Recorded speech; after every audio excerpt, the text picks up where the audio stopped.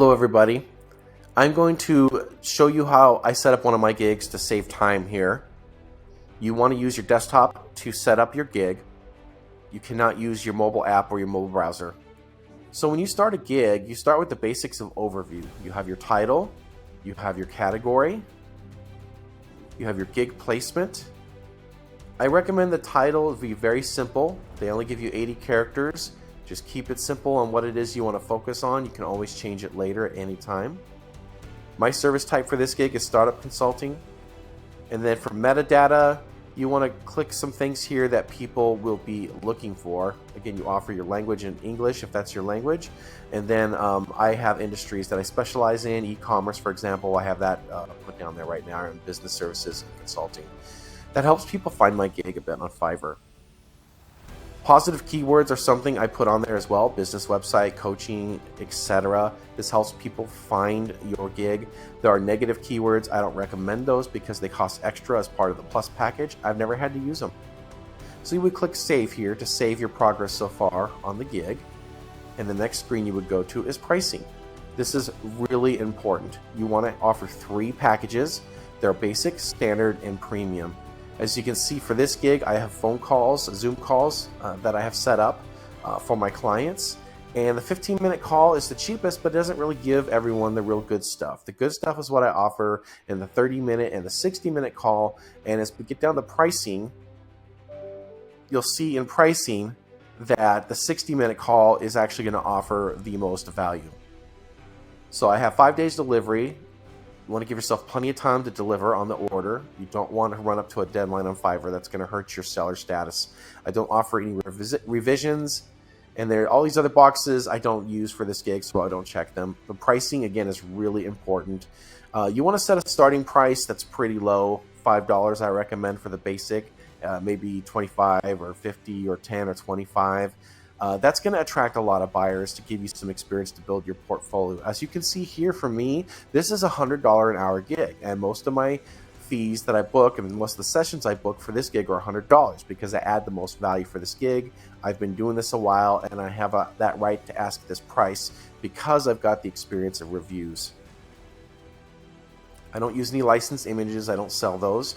And then here's our pricing at the bottom here. I don't add any extra services for this gig, but you can add those in once you become a level 1 seller. You can start charging little extras to help earn more money with your gig.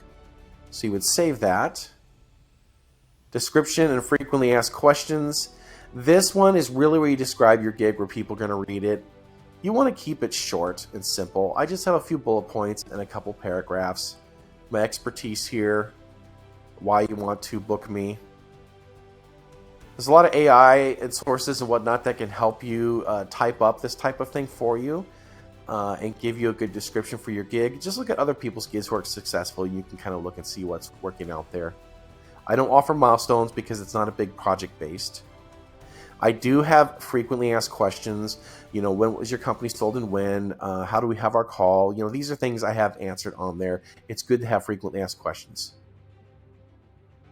Requirements. This is nice when someone fills out the order. I have questions there that's like, for example, this one's a multiple choice answer. Is this for business, personal, or a side project? Which industry do you work in? And then what are you looking to achieve with this order? My questions here I have are a couple sentences about what you wish to discuss, and then any websites and videos you wish me to review. Those are my 2 questions. These are the questions that Fiverr has set up here on top. I don't use these. I use these ones down here. They're just free text. And you can add a new question and choose whether it's free text, multiple choice, or attachment. You really want to make sure that people answer these questions before they submit the order so that you know exactly what they expect. So we click Save on that. These are advanced settings. I don't use a lot of these. I don't use Seller Plus. That's extra. You can choose whether you are using highlighted reviews or whatnot. I just have it automated that Fiverr selects it. Again, they want to funnel you to their Seller Plus plan, which costs money. I don't use it. Never had to. Finally, you've got gallery here. This is where you want to put your images up where people can see this. And then you want your video. Your gig really needs to have a video. do want to focus a little bit on the video. This is very important. You don't have to be really great at editing videos or creating all kinds of effects, but it really is important that you do have a video, and ideally the video has to feature you.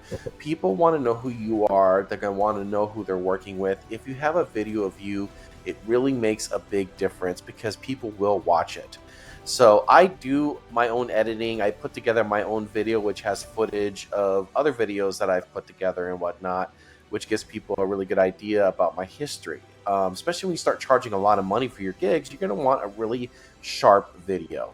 But to get started, you could just use your smartphone and just record yourself talking and just talking about what you're doing. Just make it about a minute or so, maybe less, and to get to the point so people can watch it and kind of just take a measurement of you and whether they're going to want to work with you. If you want to learn more how to edit videos, in the bonus section, I do have another course here that you can learn how to use a smartphone editing software called InShot. This concludes lesson 4. Thank you.